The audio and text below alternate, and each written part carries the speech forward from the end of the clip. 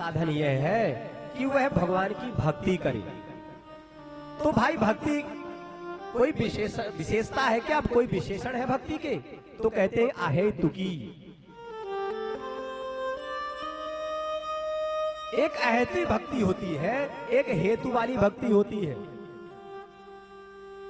लोग कहते हैं कि महाराज हमारी दुकान नहीं चल रही थी, लेकिन जब से पूजन करने लगे आज दुकान बड़ी तरक्की कर रही है। मैया बोली कि हमारे यहाँ कोई पोता नहीं था, जब से पूजन भजन करने लगे तो महाराज पोता हो गया। तो यह भक्ति शुद्ध भक्ति नहीं है। हेतु रहित भक्ति जब तक जीवन में नहीं आएगी तब तक कल्याण नहीं होगा।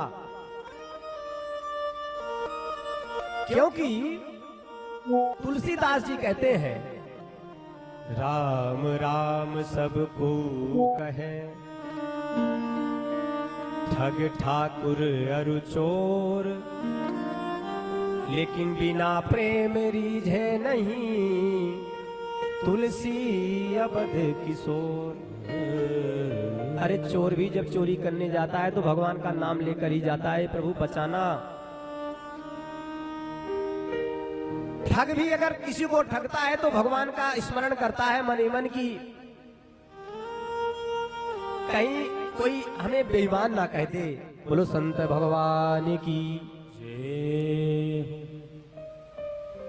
तो राम राम सब को कहे, ठग ठाकुर और चोर। सब कोई राम राम कहता है। ठाकुर साहब भी बड़े अहंकार में आकर के राम राम करते हैं, भाई राम राम। लेकिन ऐसे राम से काम नहीं चलेगा। क्यों? बिना प्रेम रीझे नहीं। जब तक प्रेम नहीं होगा तब तक कल्याण नहीं होगा। तो पहली शर्त है कि अहेतुकी भक्ति होनी चाहिए। दूसरा अप्रतिहता। एक जो भक्ति होती है, एक संडे मंडे वाली भक्ति होती है कि आज चलो संडे है, कोई काम नहीं है तो 5 दोहा रामायण ज्यादा पढ़ लेते हैं। आज कोई अमावस है तो चलो आज गंगा नहा आते हैं। ये संडे मंडे वाली भक्ति है। लेकिन ये यहां भक्ति की शर्त क्या है? अप्रतिहता। तैल धारावत, जैसे तेल की मोटी परत वाली धारा गिरती है तो कहीं हिलती नहीं, डुलती नहीं, कहीं टूटती नहीं।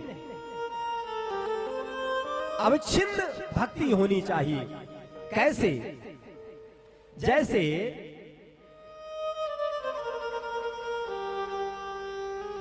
एक कछुआ होता है, तो कछुआ रहता तो जल में है, लेकिन अपना अंडा कहां देता है?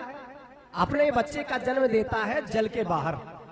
रहता पूरा दिन जल में है, लेकिन उसका ध्यान 1 सेकंड के लिए भी अपने उस अंडे से अलग नहीं होता। हर समय कहीं हमारे उस जीव को, हमारे उस पुत्र को, उस अंडे को कहीं कोई कष्ट ना हो जाए, कहीं उसे कोई खा ना जाए, इसका चिंतन उसका हर समय बना रहता है। गोस्वामी तुलसीदास जी कहते हैं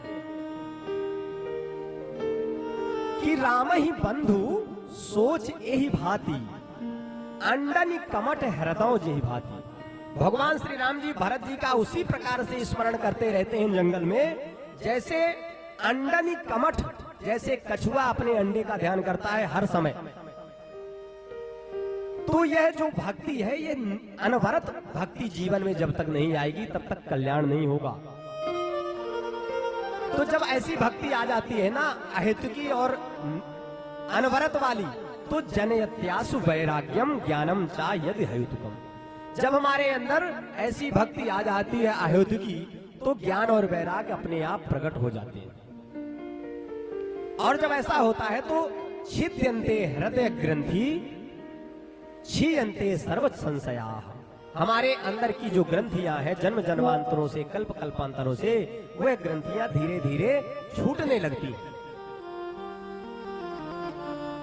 तो सूत जी कहते हैं कि